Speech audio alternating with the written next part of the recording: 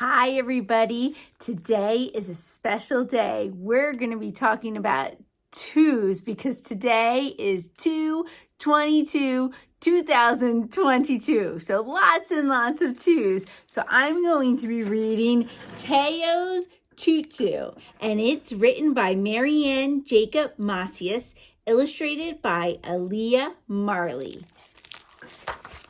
Teo's Tutu.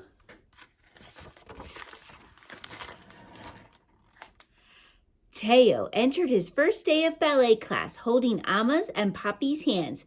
These were the hands that twirled him during the cumbia and waved to the Bhangra beat when they all danced at home. But ballet was nothing like cumbia or Bhangra. As Teo peeked inside the studio, his stomach felt topsy-turvy. Ama kissed him on the forehead. Just enjoy dancing like we do at home.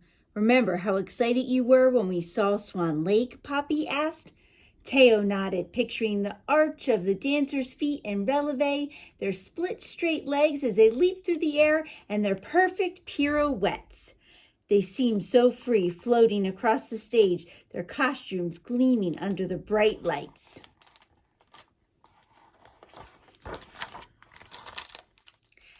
Miss Lila patted the spot on the floor next to her. Teo sat down. Finn pointed to Teo's tutu. Why are you wearing that? Because it's pretty, Teo replied. Miss Lila smiled. I wish I had a tutu like that.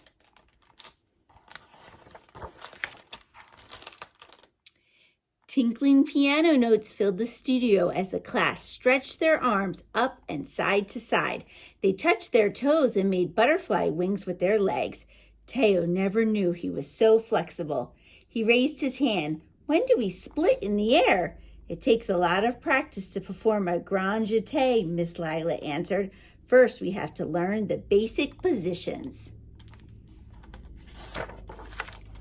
Miss Lila demonstrated first through fifth position. Teo's feet were light on the ground, like just fallen leaves. He held his arms out softly as the music swirled around him. He knew these were small but important steps, and he wanted to get them just right. Each week in class, Teo learned new movements. He loved how his ballet slippers hugged his feet like vines coiled around a tree, and the way his tutu swayed like the autumn breeze. He couldn't wait to perform on stage under the lights in a fancy costume before a real audience. At home, Teo practiced. His arms and legs were ocean waves flowing. The music was the current guiding him. Soon he could stand on his tiptoes in releve, but arabesque was so hard, he kept losing his balance. One day, Miss Lila had an announcement. Our costumes for the recital have arrived. The class waited excitedly for her to open the box. Small packages of sparkly lavender skirted leotards and silver shirts with black pants emerged. Please choose the costume you'd like to perform in, Miss Lila said. Teo knew which costume he wanted to wear. The tutu reminded him of the peonies outside the conservatory where they saw Swan Lake with their layers and layers of petals. As he grabbed his leotard, Teo felt everyone's eyes on him. This wasn't the kind of audience he wanted. Slowly, he picked up the shirt and pants and placed both costumes in his bag. That night, Teo pulled on the black pants. They were so plain. The silver shirt was shiny, but it didn't sparkle. Teo felt stiff as if he couldn't get his leg high enough for a proper arabesque. Next, Teo tried on the leotard. It was soft and stretchy. The tutu fluffed out around him like a cloud as he rehearsed the recital routine. This must be how the Swan Lake dancers felt. Teo loved who he saw in the mirror. But what if the audience didn't love him back?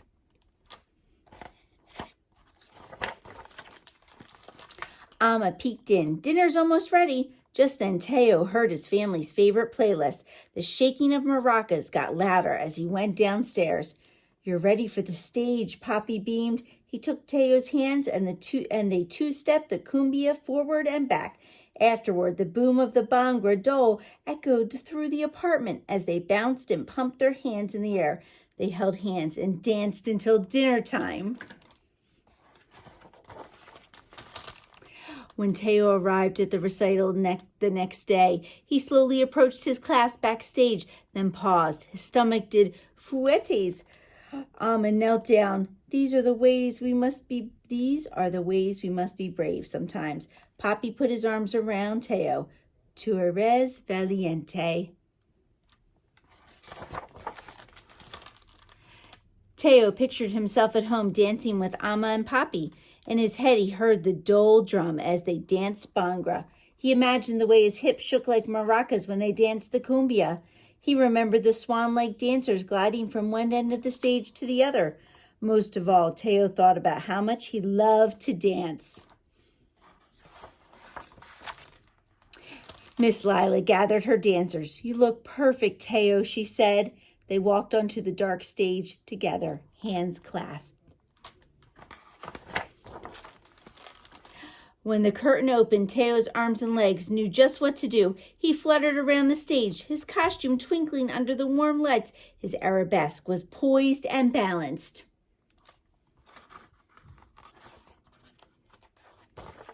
The music stopped. The audience was on its feet cheering. Teo's heart felt bigger than his whole body. He beamed out at his mom and dad, his biggest fans.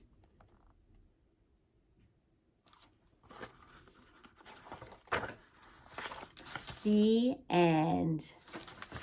I hope you enjoyed this sweet story today, and stay tuned for a book from Miss Katrina today. Bye, everybody. Hi, everybody. Miss Katrina here at the library. Instead of a song today, we're going to read a fun book about tutus. So grab your tutu and join the party. This is called I Love My Tutu Too by Ross Burach. One tutu. I love my tutu.